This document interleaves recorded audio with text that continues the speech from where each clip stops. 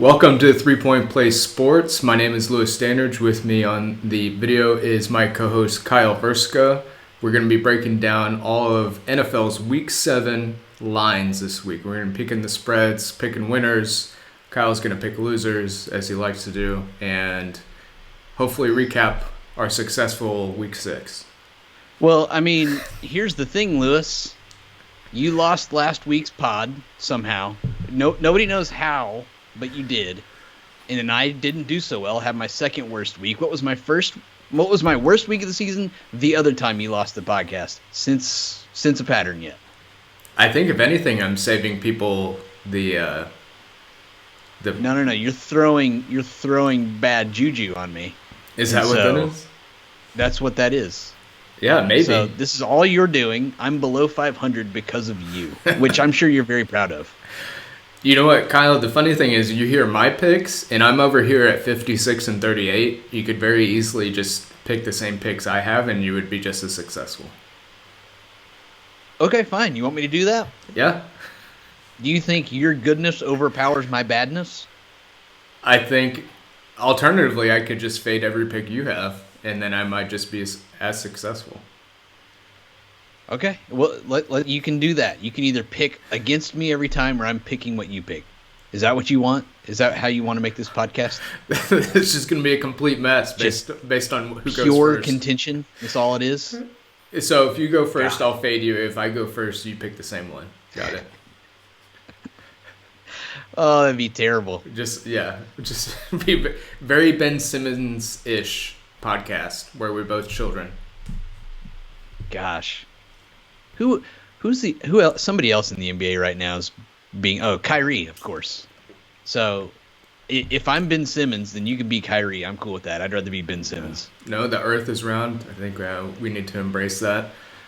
Will you please tell the people how we did last week on our locks and anything else that's relevant before we jump into Thursday night? Yes. So we both went 1-2 on locks. I had Chargers, Cowboys, Bills, and we split the two head-to-head that we had. You had Ravens, Browns, Patriots, so you went 1-2. Great. Thursday, we both just got maybe the trash cover of the year with the Eagles, going for 2 for no real reason. Loved it. Dog of 3.5 or more to win outright. I had the Chargers. You had the Lions. We've never been more wrong ever in the history of this podcast. That was awful. I think did we score a combined 9 points last week with those two? Probably. Yeah. So let's see. I lost 34-6, and then you lost 34-11. There was a late garbage touchdown by the Lions. Highest scoring team. I'm dominating you over here though. Great. I had the Rams. You had the Chiefs. I'm now up 6-1 in that one. You won the week. Week-to-week bets, I had Carson Wentz 2+ turnovers. That did not happen. You had Allen Robinson 100+ receiving yards. Not even close. Yeah. Gosh, gotta feel sorry for Allen Robinson. He also, I think, re-upped a couple years ago when he didn't have to. You know, there's got to be some guy out there that drafted a fantasy team of like Allen Robinson, Brandon Ayuk, and who's another probably mid-round bust? Trying to think of a running back.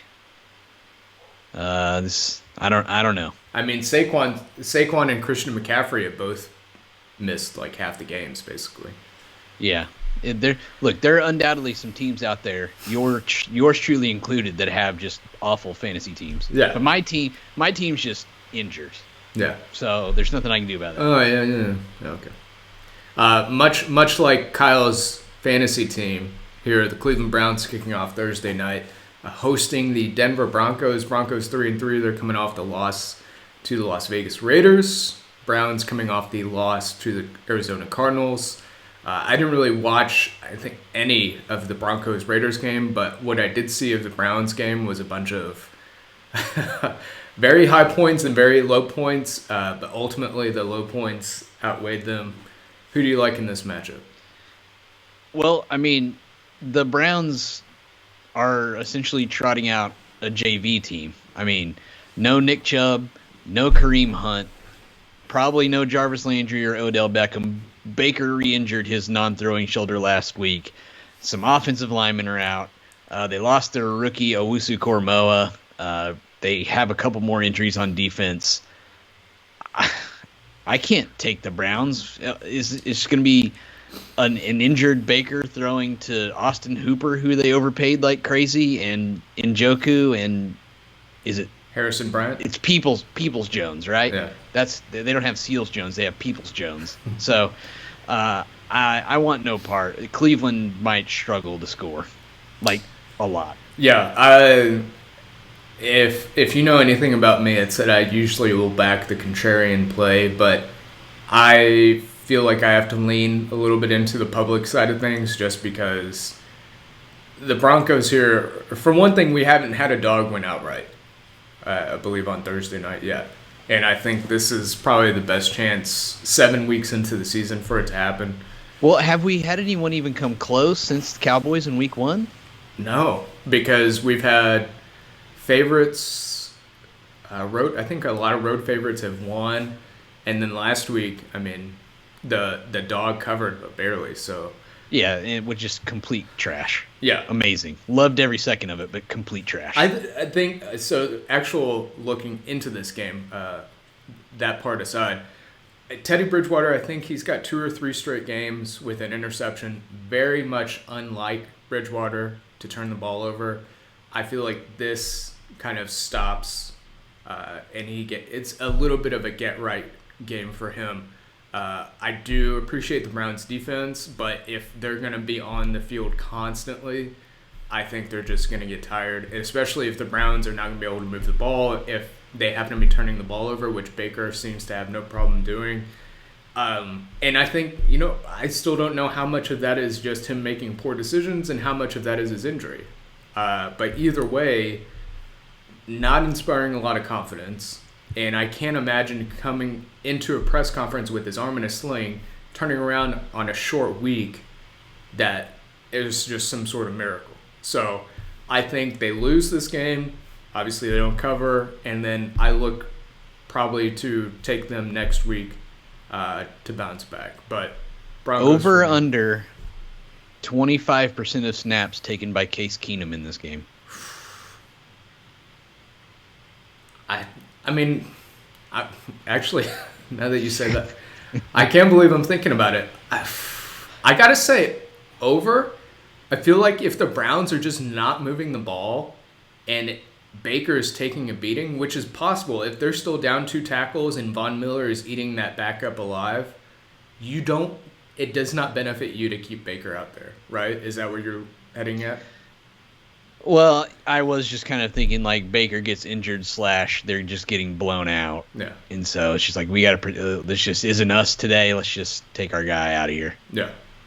But I do like how you went straight from hard no to actually. I hadn't actually considered it, but I mean, the way we're talking about this game projecting out. Yeah, it's very possible we could get some Case Keenum in primetime here. For sure. Next game up, the Washington professional football team to be named, honoring Sean Taylor in the worst way, on the road to face the Green Bay Packers. They're 5-1. They own the Chicago Bears. They took care of business last week. Washington kept it close in the first half against the Chiefs with all those bizarre turnovers by Mahomes, and he had a Blaine Gabbert-ish turnover last week. It was comical. I can't believe he did that. Like, just throw it away, man. You're better than this. Well, we've got the Packers here minus 9.5, and this is a little bit of a tough one, but I'm just gonna go with Washington. I think the thing for me is that I think I'm more fading the Packers. I feel like this number's a little inflated based off of their recent winning streak, and granted, they very well could cover 10. This is not a strong feeling one way or the other. I'm just, based off of my betting pattern, I'm leaning towards a team that performed poorly last week, bounce back this week against a team that's a little overinflated. I think we still haven't seen a team, I think think the Packers have covered the last 2 games with Alexander out, and I think we still haven't seen a team really take advantage of that secondary. Will Washington be able to? Big question mark, but I'm going to lean Washington. So, just like the first game, how much Kyle Allen are we going to see in this game? Because there's some rumblings that Taylor Heineke, I mean, he's been just terrible. So, when you're this moribund looking like Washington is. How loud are the rumblings? How serious? I mean, they're there. They're probably the same amount as, like, we have to get rid of Ron Rivera, which has been like a thing that's being said, which is weird to me. Man, what could have been with Fitzpatrick? Yeah, Antonio Gibson, don't know what you're going to get out of him. He's dealing with some issues. Their defense still has yet to stop anyone. So I'm just going to roll with the Packers, who've been on fire. And it's just mostly an anti-Heineke, anti-defense pick here. That's fair. It makes all the sense to back the Packers here. Next game up, Kansas City Chiefs coming off a rare win against the spread on the road to face Tennessee Titans. Titans are plus 4.5 coming off the Monday night win. Huge 3 touchdowns and a bazillion yards from Derrick Henry. He's got like 15 touchdowns on the season. Titans are plus 4.5. Who do you like? Yeah, he does have 10, and there's only been one person in the history of the league who's ever rushed for more yards and more touchdowns at this point of the season. Can you name that person? Priest Holmes. How about Jim Brown? Jim Brown, only guy ever. Priest Holmes tore it up a couple of years. I know, but he was just like, he seemed to be more of a just touchdown machine. Like, I don't think he realized Derrick Henry's yards here. It's yards and touchdowns. Okay, whatever. Yeah. So Jim Brown, an all-time legend. Good job by you. Really weird win for the Titans on Monday night. Huge win for them. Needed it. But Tannehill basically just did nothing. And he came through on the third downs and fourth downs when he needed to. Right. But, I mean, if they don't get the 75-yard Derrick Henry, I'm running this ball 22 miles an hour. Like, I just don't know where the Titans are going. So, what an ending to that game, too. Josh Allen just falling down on the sneak. He slipped. Tough look for our boy there. God.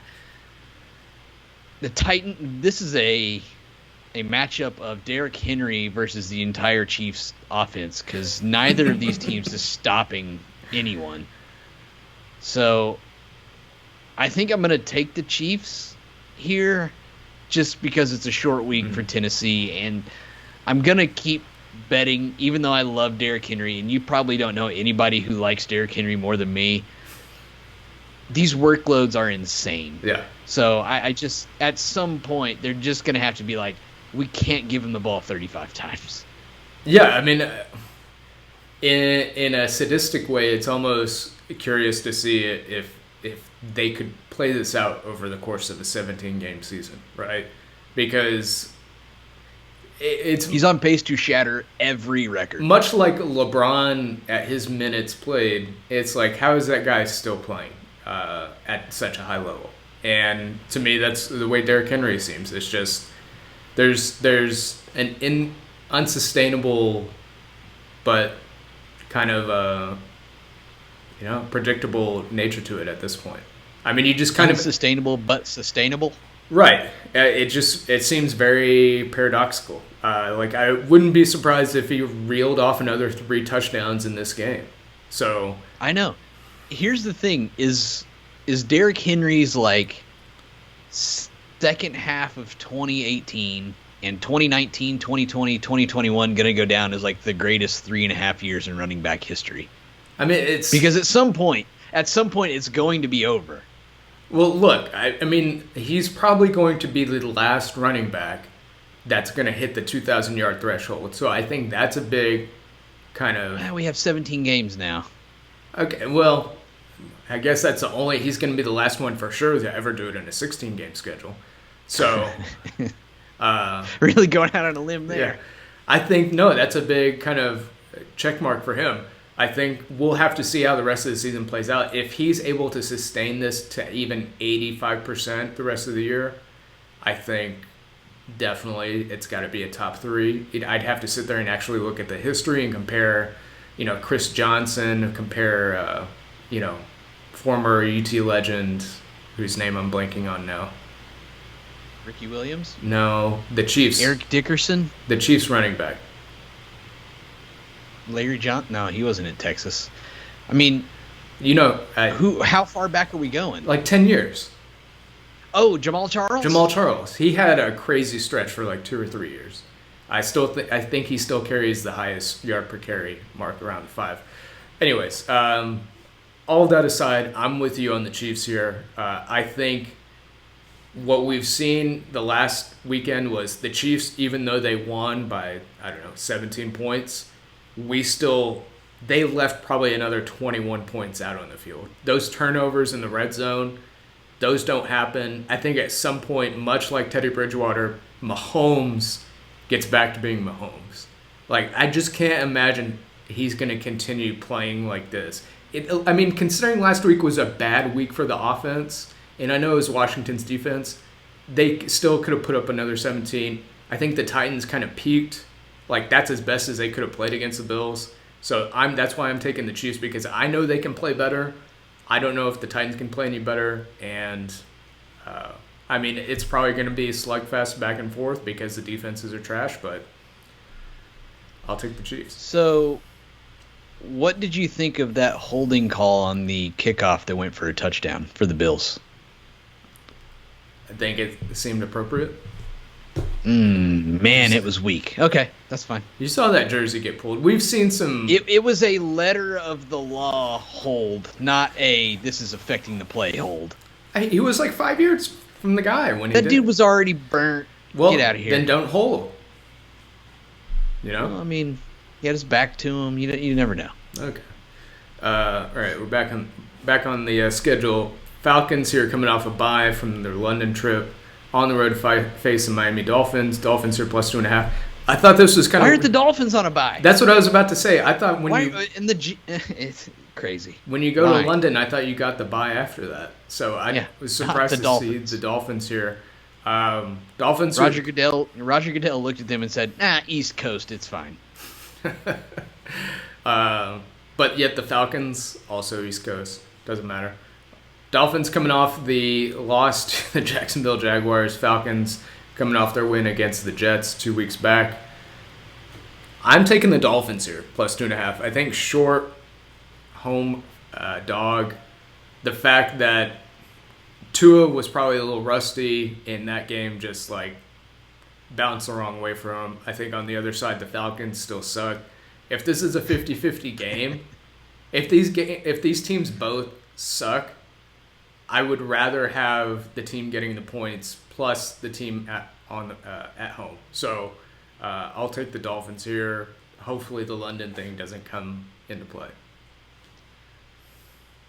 It's so hard for me to just give up on the Dolphins. Right. But this is clearly like just the year from hell from them. They've lost 5 straight. Oof. They lost one by 35 when they got blanked by the Bills at home. They've lost to the Raiders and the Jags by 3. And look, credit where credit's due. The Jaguars have 5 seconds left, and they somehow get like an 11-yard pass in 5 seconds. If you're the Dolphins defender, I know it's impossible, but like, just don't touch that guy. Exactly. That was so. Just don't touch him. I don't understand how this is not talked about. It's like, hey, defense, get in a huddle and say, if he touches down in the middle of the field, they will not have time if you just do not touch him.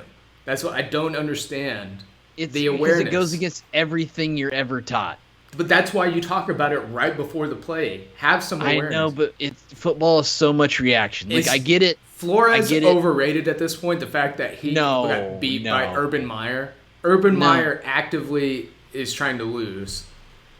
No, Flores is fine. Flores, look at what he did the last 2 years. This is just a year from hell. Like, do you want to fire Kyle Shanahan after last year? Like, it's just This just happens. Kyle Shanahan didn't lose to Urban Meyer.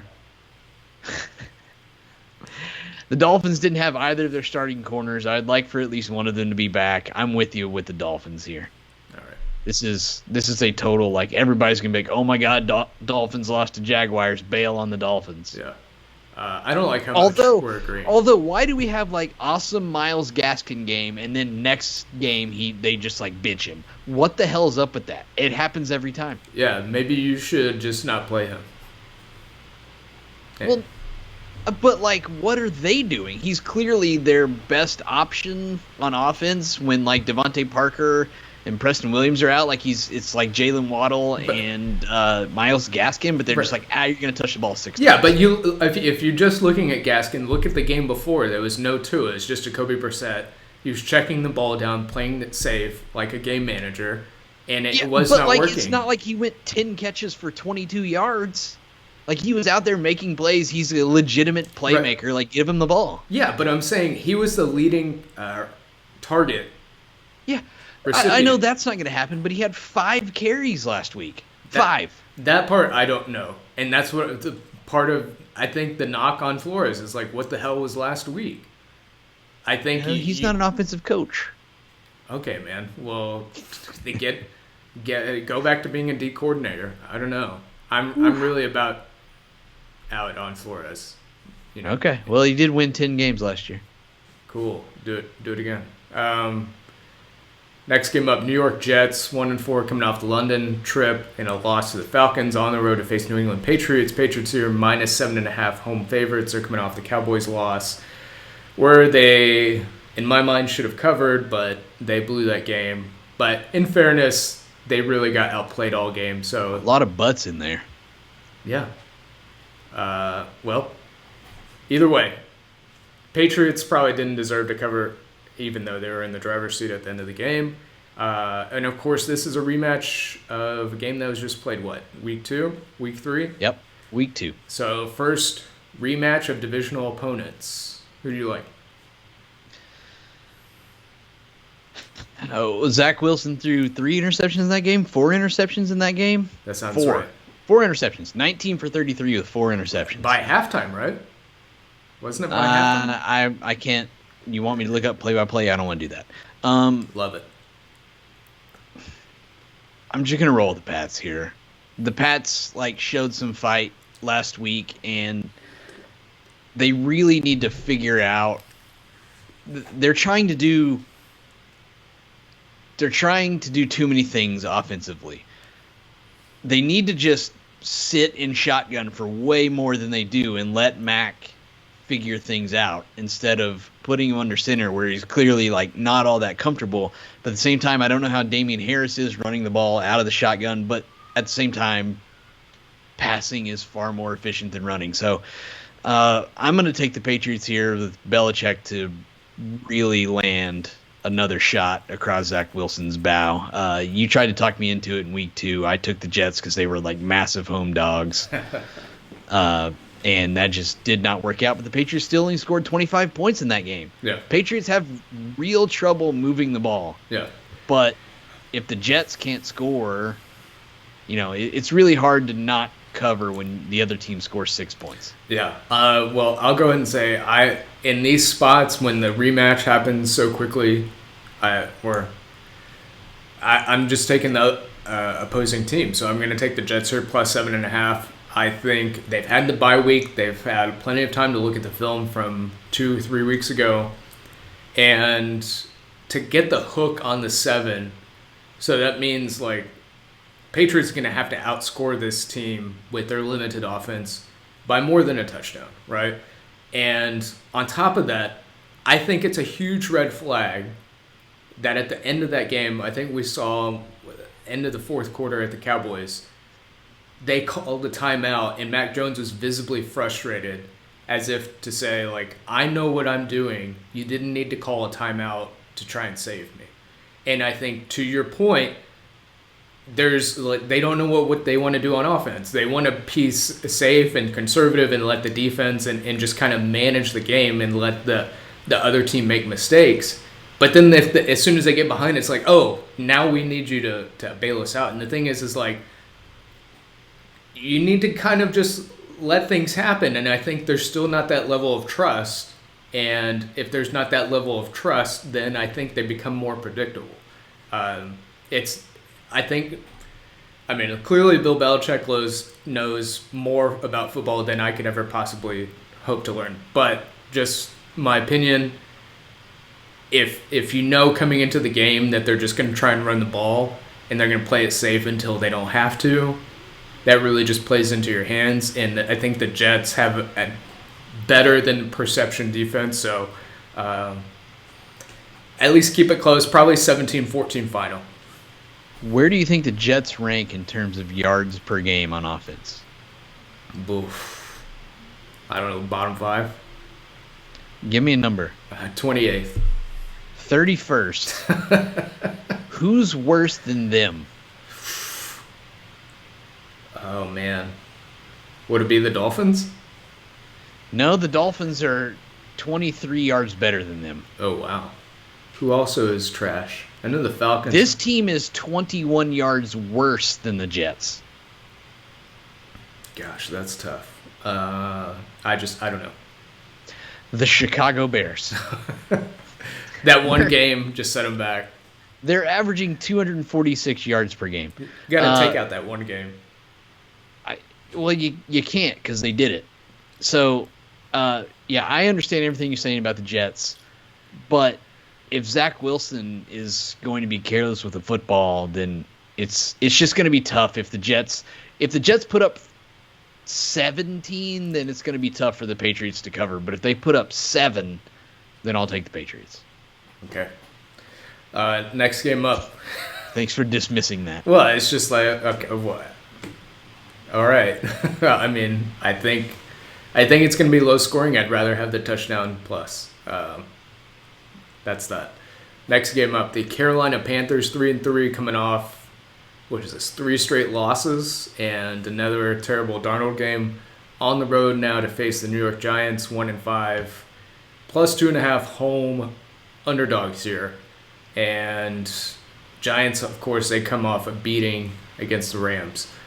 I'm taking the Giants here, and this is my first lock of the week. I love this spot for the Giants. I think they're at home. They got embarrassed last week, but I think we can throw that one out because we had Daniel Jones basically, I feel like, put on the spot coming off that concussion. And I don't think, I mean, look, he's not perfect on a good day. But I think that was worse. My impression was that, like, he was not ready to play.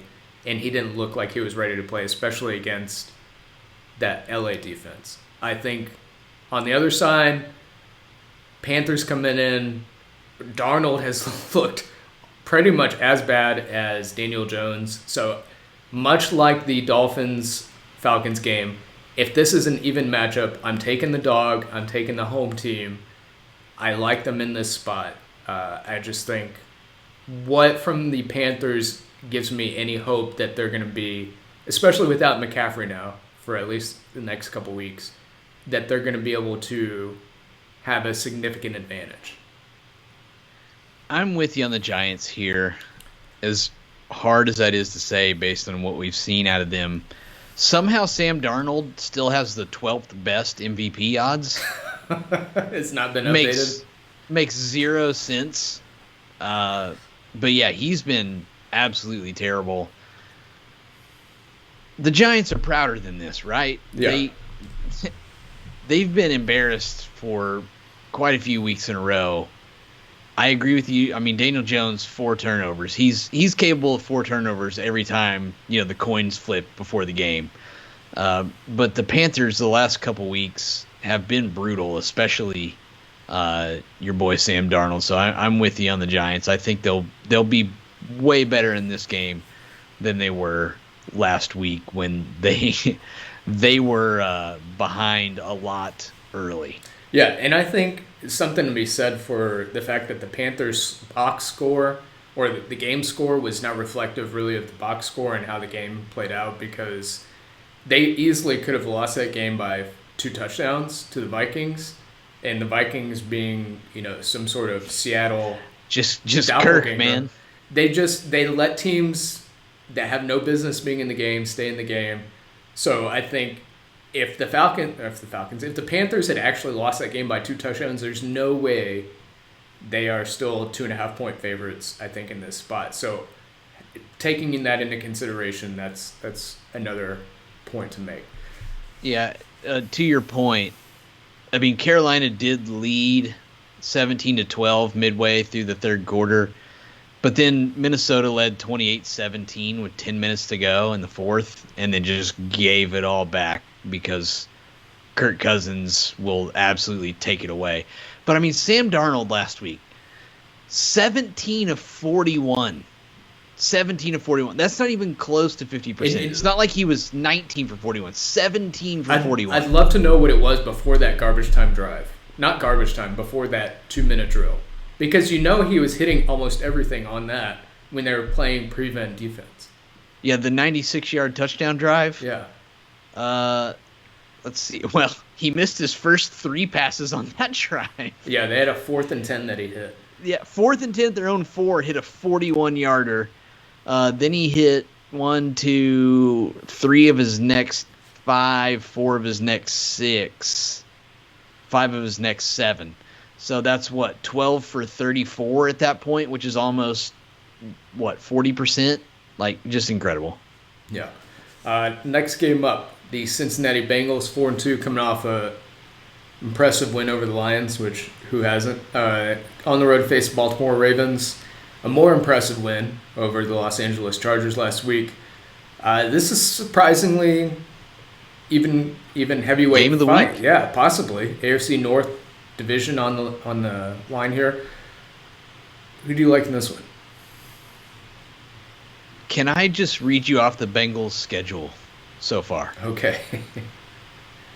And you tell me if there's a team in here that you're scared of. Ready? Home for Vikings, at the Bears, at the Steelers, home for the Jags, home for the Packers, at the Lions. I mean, they've been in even the 2 games that they've lost. They've lost by 3 to both the Bears, who are bad. Right. And I think that was Dalton still. And then they lost that crazy game to the Packers because nobody could hit a field goal. Right. They're about to go at Ravens, at Jets, home for Browns, at Raiders, home for Steelers. So their next 5 games, I mean, outside of this one, aren't that tough either. I don't know what to make the Bengals. Are they good or not? They can certainly move the football. Their offense is really good. I think I like getting 6.5 here in the divisional game. That's kind of just where I'm falling. I mean, the Ravens just housed the Chargers last week, but I mean, that was Justin Herbert's second worst game of his career. But even then, the Ravens offense didn't really do much. They just had short fields to work with. So I'm just going to take the 6.5. This is tough because you've made some great points. I'm going to back the Bengals here because I'm almost getting a touchdown, and I really think this is going to be a tight game throughout. I think the fact that the best team that they've played, the Packers, they were in that game until the very end. The Vikings, now that we know, were probably a little bit better than we thought in week 1. I think the thing is like they can move the ball, and the fact is that I'm not going to think too much about the Ravens shellacking the Chargers because leading into that game, I was really worried about the Chargers' rush defense, and the Ravens to that point took advantage of that. I think other than that, the Ravens have caught a few lucky breaks. The Chiefs game in one, the Raiders game in week 1 that they lost. I mean, I think they're a little bit overinflated, but on the other side, I don't know if the Bengals are being properly rated because there's, like you said, they're scheduled to take into account. Maybe we don't know really still how good the Bengals are. So I'm going to take them plus 6.5. I think this is probably the best test we have the first half of the season for the Bengals. If they win this one, they're leading the division or tied for the division lead? Yeah, they're tied with the Ravens with holding the tiebreaker. Yeah. So it feels like if we lose this, then the Ravens won by 7. Right. Probably. So do we trust Zach Wilson to go for 2 down 14? Zach Wilson, Taylor? Zach Taylor? No, I don't think they're gonna go for 2 for no real good reason. I mean, other There's than a good it's reason to go for 2 down 14, as we saw last weekend. well, I mean, if you're playing to cover the spread, sure. Do you not? They explain the math to it. Do you not trust the math? Well, I mean, the math is essentially you're most likely to get 1 out of every 2 2-point conversions. Right. So, and that the extra point being, what is it, 30, 35 yards now, 30, something like that, 38. I don't remember. At 35. Yeah, that's no longer a 99% kick. It's now like a 92% kick or an 88, somewhere in that region. Right. So, like, I get it, but at the same time, we'd never expect that to happen. So, I mean, I'm happy the Eagles did it, completely trash cover, but it's unorthodox for NFL coaches. I definitely think you have to, the coaches that are more analytics friendly. Brandon Staley would have definitely done it if the Chargers were in that game. Yeah, we're not down more than 14. However, I do want to point out, you did call it last week that you're like, the Chargers are just getting every 4th down. One game, it's just not going to happen. And then I think they were like 0 for 3 when the game was competitive. Yeah, it's just, and they went for it twice inside like their own 30. It's not sustainable, but good for them. Well, everything just evens out at the end. Right, exactly. Next game up, this one's a tough one. Philadelphia Eagles 2-4, come off the loss to the Buccaneers last Thursday night on the road to face Las Vegas Raiders. 4-2, -3.5 home favorites. They're coming off their impressive win over the Broncos. This is tough, but I'm going to lean towards the Raiders here. I think they have shown more of a complete team this far into the season. The Eagles, it seemed like it was almost to the point where like there was no other smart decision than to just run the ball with Miles Sanders. They just seemed so reluctant to run the ball otherwise. And I think if you're going to make yourself that one-dimensional for whatever reason, it still doesn't make sense to me. I think that's bad coaching. I appreciate getting the cover last week, but I'm going to lean more towards this Raiders team and you know, hopefully they continue this bit of good momentum coming off the coaching disaster. Are you surprised this is only 3.5? What would you? No, because the Raiders at the same time still don't have a very good defense. So I feel like this should have been like 5.5. Okay. Because the Eagles just have not been good outside of their Week 1 win. I think we are going to find out whether the Raiders, which, I mean, good for them getting that win last week, but it very well could have been a dead cat bounce for them. I'm long layoff for the Eagles. I really want to take the Eagles, but their offense is just not doing anything right now. So I'll go with the Raiders here and just hope that somehow, you know, against a bad team at home, that, you know, they can kind of put it together. The Raiders, I think we both agree, are undoubtedly better than the Eagles. Yeah. But it's just always kind of terrifying to bet on the Raiders as a favorite. I think the thing I'll keep an eye on is the offensive line for the Eagles. I know Lane Johnson's been out for a few weeks with personal stuff, and I think, is it Mailata, who's their left tackle, was injured for a while. If they have a fully offensive line, I might reconsider, because I think offensively they'll be able to keep up. But not knowing that right now, I'm going to lean Raiders.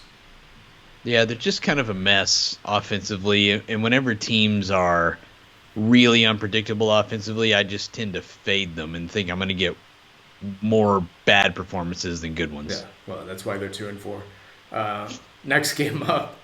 Huge. We have barely touched on any of the massive spreads this week, so this is interesting. Well, we haven't really had massive spreads till right now, 3 games in a row. Right. Detroit Lions 0-6 on the road to face the Los Angeles Rams 5-1. I mean, Rams are minus 15.5. What else can the Lions do to just like break the heart of their fans? I mean, at this point, it's like 0-6. You can pretty much punt on the season if they haven't already. Eliminate them from the playoffs whenever we start doing that. The Rams are completely on the other side of it. Looked dominant against the Giants last week. They took care of them. Having said all that, I'm taking the Lions here. Plus 15.5. It's a lot of points. It's the Jared Goff revenge game. Oh, no. Is he even going to play in this game? Dan Campbell threw him right under that bus. Very possibly we're going to get 35 touches between Swift and Jamal Williams. Just because the funny thing to me is that like all the stuff they've said in the last 2 weeks about Goff is pretty much the same stuff we heard coming out of the Rams when in Goff's last 2 years. It's like, look, this guy's not stepping up. He's not making the right decisions, on and on and on. And it's just like, I don't know if the Lions, you have to think they did know that before, or maybe they didn't want to accept it, or if they're just repeating it and saying, oh, whatever the case may be. I mean, I can't imagine Goff is a starter after this season. Maybe not by the end of the season. I don't know if it's even worth playing the backup, but I'm just going to bank on this being one of those weird games where the Rams they don't really get up for it. They were dominant last week. They're at home. The Lions, playing for the sake of pride. A lot of these people. I see what you did there. Are looking at these spreads and saying 15.5. Come on. I'll take into the fact that the Lions got blown out last week. Think they're undervalued. Yeah, I mean, last week was by far and away the worst Lions performance of the year. And, I gave credit to you on the, I don't remember what game that was now, where I gave credit to you. The Chargers? So, yeah, the Ravens-Chargers game. I want to give credit to myself for saying that last week was going to just be another, like, the Lions, like, couldn't recover from that brutal loss the week before. Right. And you fought me about it, and so I was right, and good for me. I'm with you on the Lions here. I'm going to lock the Lions. Ooh, I like it. This just reeks of LA team full of itself, takes it easy, just coasts to a victory here.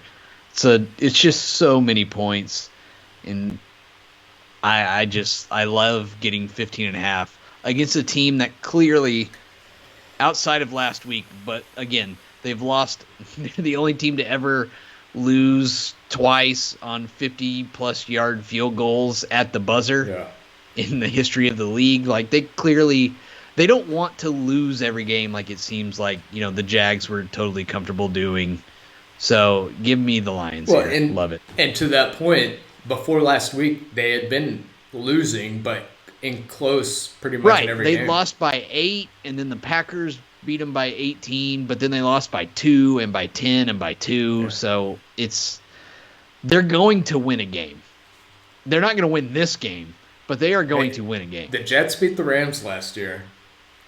Let's not forget. Yeah, but that was Jared Goff. I think one last thing I'll say about this is as we go through these big, massive double-digit spreads, Bears mentioning almost every single parlay teaser with the public side hit last weekend. They've hit all year. Yeah, but I think it peaked last weekend. I think it's Bears keeping an eye on these double-digit spreads where it's like, if you're teasing this 6 points, you're going to probably have one at maybe two of these double-digit spreads that are actually surprisingly close, and that kind of busts the teaser. So if you're looking at this game, basically a lot of people would tease this down to Rams minus 9.5. I still don't know because that's still a lot of points to cover. The Rams could absolutely do it. Look at this next game that we're about to talk. Tease the Cardinals down to minus 10.5.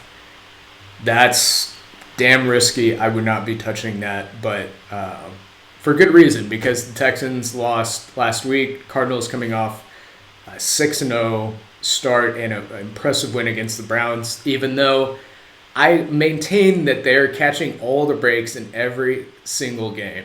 They blew, I think, the Hail Mary to end the first half, but that first quarter, it was like, 3 straight turnovers for the Browns. Baker just couldn't help himself.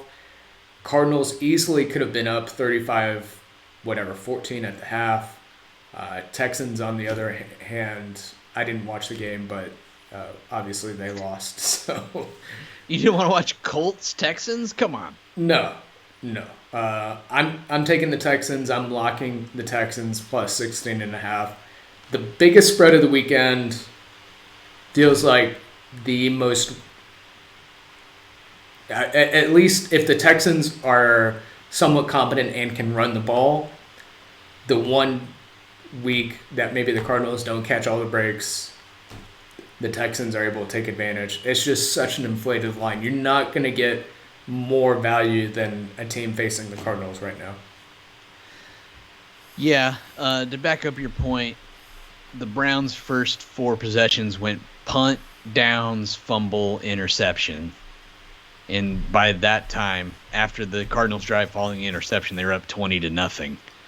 The Browns, they get the crazy Hail Mary to get it within 9 at halftime, but then just never sniffed anything. Yeah. I'm with you on the Texans here. I was just gonna lock all 3 of these huge dogs, but I won't double lock this with you. But 16.5 is a lot of points, and I agree with you. Like the Cardinals, I mean, good for them for being 6-0, only undefeated team in the league. Good for them. Yeah. Not taking anything away from that. Good for them. The teams they've beaten, the Titans, who are now 4-2 and in the worst division in football. The Vikings, they beat them by 1. They've beaten the Jags, the Rams, the Niners, and the Browns. Exactly, well, I guess the Titans are over 500, but 2 of those teams are over 500, but the only actually good team out of that right now is the Rams. I think I had the Browns in the Super Bowl preseason, and they're just having all the injuries, so that's probably not going to happen now, which stinks for me. But they haven't played a difficult schedule. I mean, good for them for still winning these games. They've had two games decided by 7 or fewer. That Rams game was so weird. But, I mean, I'm with you on the Texans here. It's just a lot of points, and there's no reason for the Cardinals to really care about this game. J.J. Watt, DeAndre Hopkins, revenge game? I mean, there's no Bill O'Brien, so how much revenge do they really want? I don't know. David Johnson, revenge game? Oh. All right. Next game up, 3rd in a row, double-digit spreads. Chicago Bears 3-3 coming off the loss in ownage by Aaron Rodgers. On the road to face Tampa Bay Bucks. Bucks here minus 13.5 coming off that Thursday night win. Who do you like in this one? So I'm just going to start this off by saying I'm locking the Bears. And now I'm going to give you a whole bunch of like anti-Bears stuff. Great. That makes a lot of sense. This? Sure. I told you earlier they had the worst offensive turns of yards per game, right? Yeah. I'm going to ask you a question. I want to see if you can even get within 30 of the correct answer. Yards per game throwing for the Bears. How many? 180. 117.2. Oh, my God. They've thrown for 703 yards in 6 games. How embarrassing is that? I'm really sad this game isn't 14.5. I don't know how it's only 13.5. The Buccaneers secondary is still a mess, which, I mean, I guess is what you want against the Bears, who, again, 117.2 yards. They're 52 yards behind the Saints for worst in the league, which is weird to see the Saints down here. Mm-hmm. There are only 3 teams under 200 yards, and the Bears are only almost under 100 yards. So I'm locking the Bears. I think their defense can play well, and it's just a ton of points, and it's another team that, like, why should they care about this? I think we get a few good Justin Fields highlights.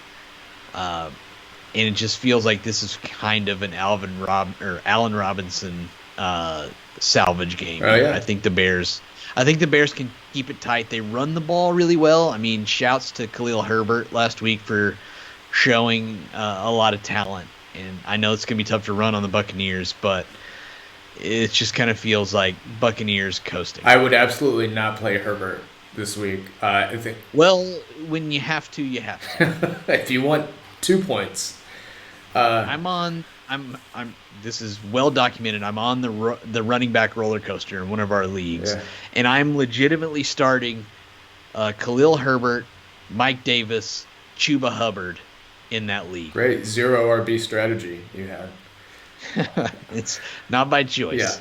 I am probably surprisingly taking the Bucs here, minus 13.5. I think you're coming off the little bit extra rest. It's not the bye, obviously, but I think given the way that game kind of started with the Bucs dominating and then ended, I think this is one of the few teams where I absolutely think can take advantage of extra rest and extra planning, the coaching, top notch.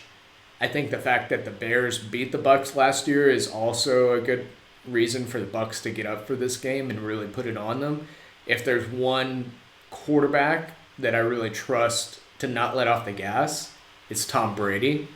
And I think, I mean, I don't have the Bucs schedule in front of me, but maybe you can tell me, when was the last time the Bucs really blew out somebody? Was it the week before the Eagles?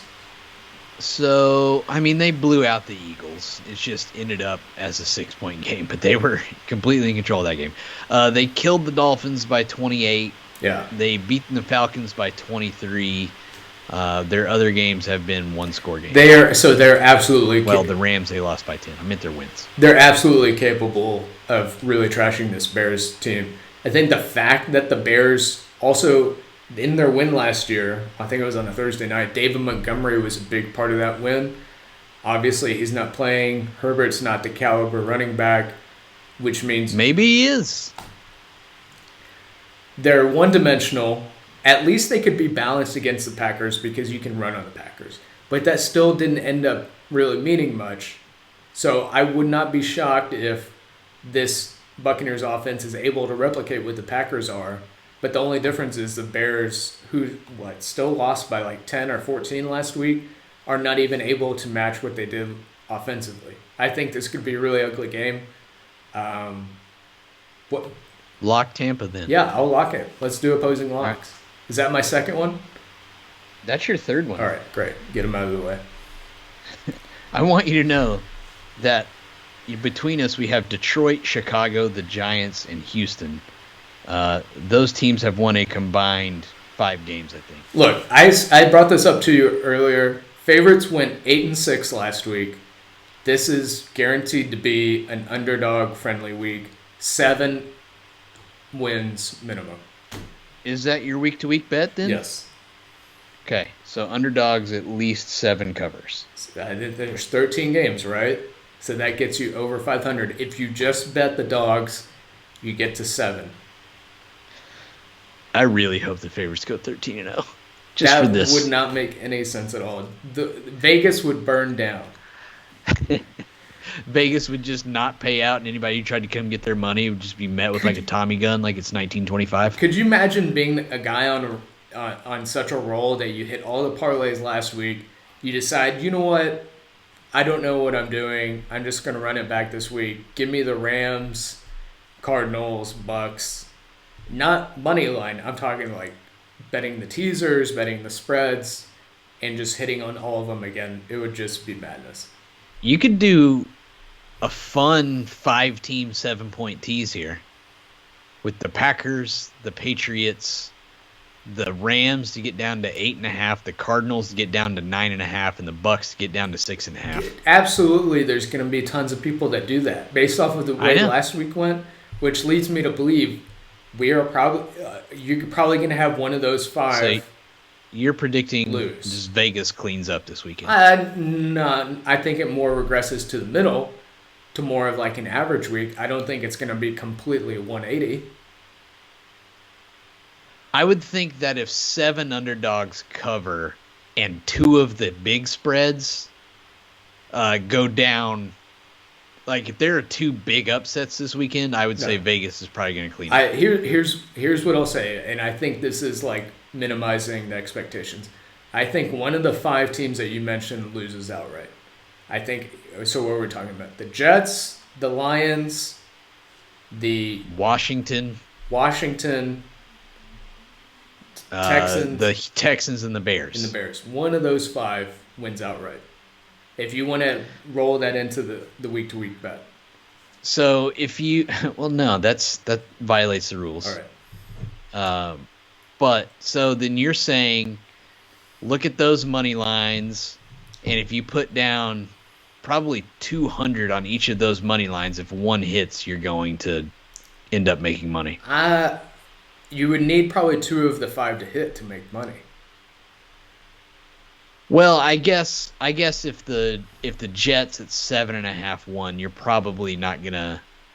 Yeah, you're not gonna be able to cover everything. Exactly. So, okay, but if one of those big spreads hits, like if the Texans somehow pull it off, which would be incredible, you're probably getting 3.5 to 1 on that. That would be the funniest thing ever. Yeah. Sunday night, what a pillows fight we got here. Yeah, Indianapolis Colts 2-4. Which you would think after the way the last 2 weeks have gone, they would be better than that. But here we are, 2-4, on the road to face 49ers, 2-3, coming off their bye. And possibly, and frustratingly, it looks like Jimmy Garoppolo will be probably back to starting. I think part of that is Trey Lance is injured. 49ers... also ineffective. He needs time. I agree, he needs time, but... he needs time just kind of hanging out on the bench. 49ers here, -3.5. Who do you like? I'm locking the Niners. Woo! I want no part of the Colts here in primetime. Love it. Yeah, so Niners off a bye, Garoppolo back. A lot of fun stuff you're going to see from the Niners in this game. Love the Niners. Yeah, much like I said with the Buccaneers, 49ers are one of the also few teams that I expect to capitalize on a bye or a significant time. The Colts, like they're coming off 2 straight covers, looking good against the Ravens, looking great against the Texans, and I think it's easy to forget how not so great they played the first month of the season. So I'm going to take the Niners here as well, -3.5. I think what we saw in the Ravens game was how much their pass defense has suffered, and obviously we didn't really see the Texans able to capitalize on that last week.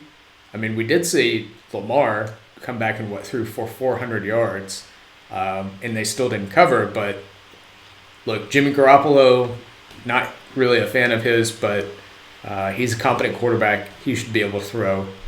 I'll take the 3.5. I also think the Colts offensive line has probably played better than they really are the last couple weeks.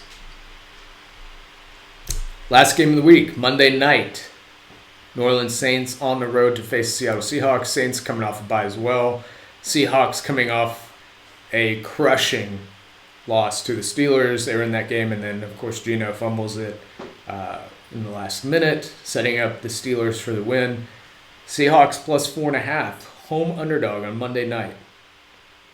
I'm taking the Saints here, -4.5. Oh, wow. It's going to sound repetitive, but Sean Payton, another coach I like, having a lot of time, coming into this bye week. You brought up how limited the passing offense has been.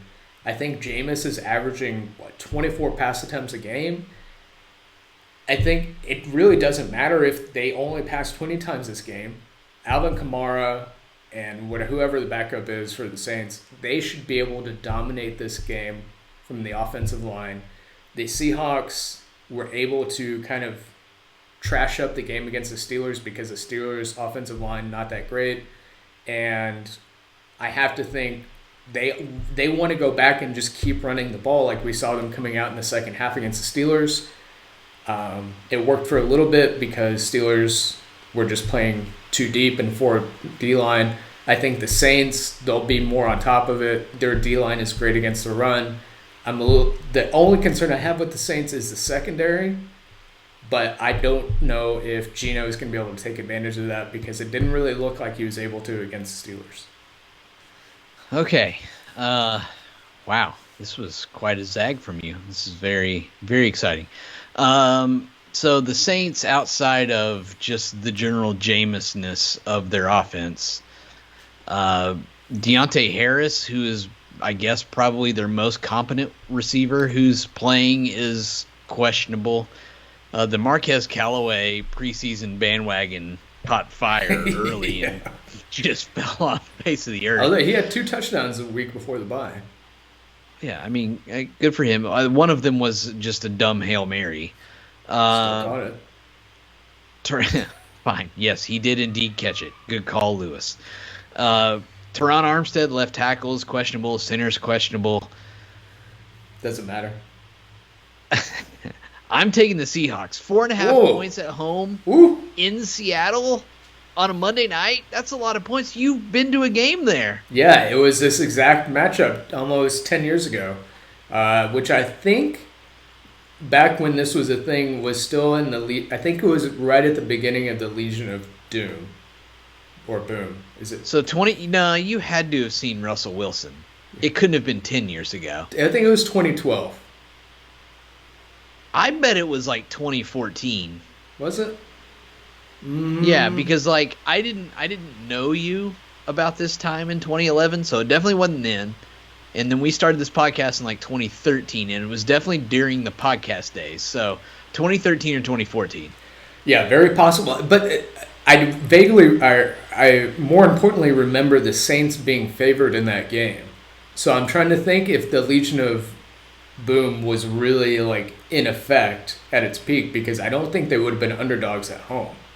I know it was a Monday night game, and I know it was the Saints. Yeah. In Seattle. Okay, so it was 2013, Week 13, Saints at Seahawks. Yeah. Can you believe that? That was a ton of fun especially because they were underdogs, they were able, like, it just got crazy loud. It wasn't like the Marshawn Lynch thundering stadium, but it was pretty damn close. Like every single December 2nd? Yeah. Can you believe it was December? Yeah, because it was cold. I remember that. Russell Wilson, 22 of 30 for 310, 3 touchdowns. Drew Brees, 147 and 1 touchdown. Can you think of what the score was? Seahawks by 10? 34-7. Oh, yeah.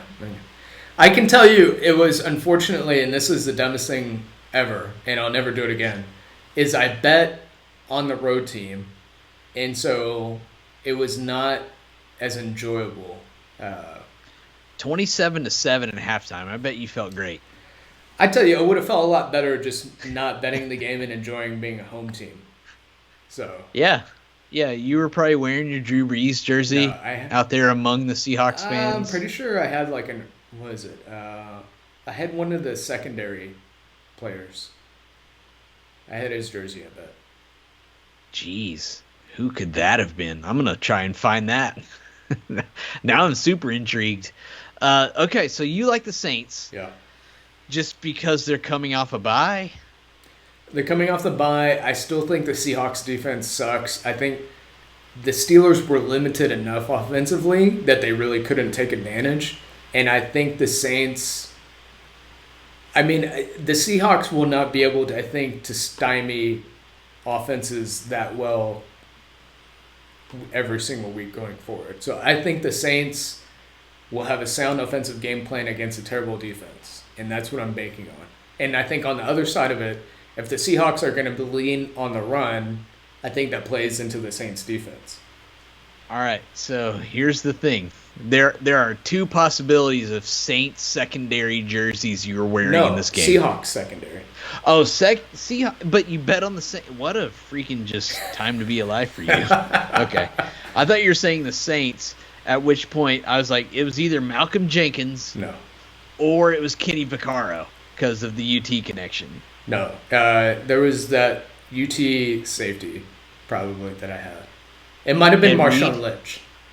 Ed Reed? Ed Reed? Not Ed Reed, I'm sorry. Earl Thomas. Yeah, Earl Thomas. Way off. Earl Thomas, Ed Reed.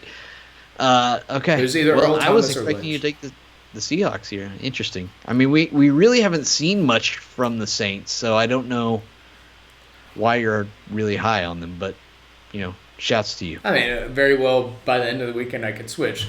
The thing about these Sunday night and Monday night games is really I get a feel for how the Sunday afternoon goes, and I kind of base it off of that. And I think that's really worked out well for me because I don't know, I feel like I'm hitting a really high percentage of these Sunday night, Monday night games. So Good for you. thanks. Okay, so we need your underdog of 3.5 or more to win. Give me. Let's see. I'm so caught off guard here. You had no idea this was coming. We've never done this before. The thing is like I'm pretty much on. Man, it's just tough. I guess give me the Bengals. Ooh. No, wait. Ooh. Can we? Does the Broncos count? They're 3.5. Why wouldn't it count? That's the rule. 3.5 or more to win. Give me the Broncos. It's kind of lame, but I'll do it. Okay. I'm taking Seattle. Okay. Not one of my locks, but I'm going to take Seattle. Sure. Highest scoring team.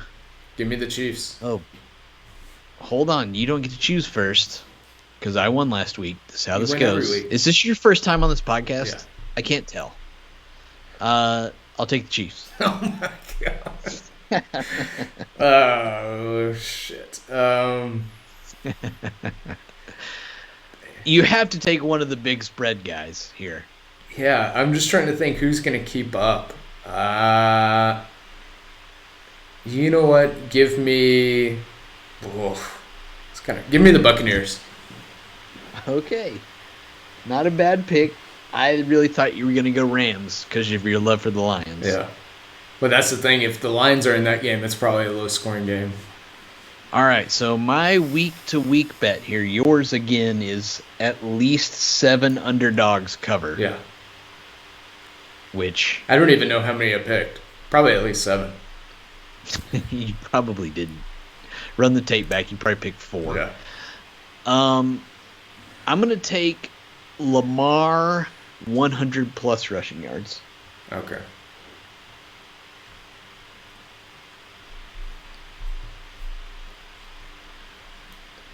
It's a lot of dead air. You just going to sit there? Well, I didn't know what your next thing was going to be, Eliminator or... No, that's it. I'll recap here. We have locks. You have the Giants, the Texans, and the Buccaneers. I've got the Lions, Bears, and Niners. Thursday night, we both have the Broncos, which is just kind of by default. Neither of us feels great about it, but we don't feel great about the Browns and all their injuries. Right. Dog to win outright. You've got Denver, just kind of, taking the easy one. I've got Seattle on Monday night. Highest scoring team, you've got the Bucks. I've got the Chiefs. Week-to-week bet, again, you've got underdogs win at least 7 games. So if he doesn't get that right, everybody let him know, please. And I've got Lamar 100-plus rushing yards. Yeah. Okay, Eliminator. Well, it's a great question. I'm out because I've already lost twice this year, but... Well, no, you still have to pick one, though. I've already used the Rams. So for me, it's like a Cardinals, Buccaneers. I think I've already used. No, I didn't use the Pats. Gosh, do I just keep kicking the can down the road? What would be your strategy here? I haven't lost. You don't. My strategy is to lose. So why would you listen? Your strategy is pick weeks out ahead and then never revisit them. Yeah, for some reason. I like taking the Thursday night game to get it out of the way. No, you don't. We've talked about how we don't like doing that. I couldn't do that last week because the Buccaneers. Actually, after talking to Chip, who's done it every week this year, it makes sense and it's worked out well for him. So I would just take the Broncos. Oh yeah, it's worked out real well. Sure, he's lost one. So yeah, but the 1 week he didn't take Thursday. Why would you want to get it out of the way? It's one game. Look, I feel as confident about that one as any of them. Okay. Well, if we're going off of this 1 week, if we're going off this 1 week, so Fine, that's fine. You still need to pick one, Lewis. This is the podcast. Yeah, I'll pick You're the just Broncos. derailing everything. I'm with You're taking the who? Broncos. I told you. Oh, geez. So the Broncos are now your dog to win and your survivor. Yeah. Wow. Wow. Great It's choice. gonna go poorly. I'm going to take the Cardinals. All right. Good for you. Thanks. I appreciate it. All right. Well, everybody can bet the Texans now. All right. If that's it, get out of here. Hit that download, subscribe button, thumbs up on the bottom. Tell them to ring the bell. Ring the bell. Why don't you can say that. You can follow us on Twitter. I'm at TPP Sweet Luke. Kyle is at KVerska7. You can email us at 3pointplaypodcast@gmail.com. Other than that, good luck this weekend with your Week 7 picks. Until NBA back. Yeah, Lewis. Sure. You don't care? I do care. I'm very excited. But until next week. He responded to that with, yeah, sure. Well, So excited. I'm just trying to get out of here. All right? Okay, fine. Seize the card. Well, no. I need to know. I know you've already said your log off, but I do need to know. How do you feel about the Mavs? Great. Probably a 5th seed. Out in the second round again. Okay. Right? All right. Well, Lewis, I'm glad that we could land this plane so smoothly. Thanks for watching, everybody.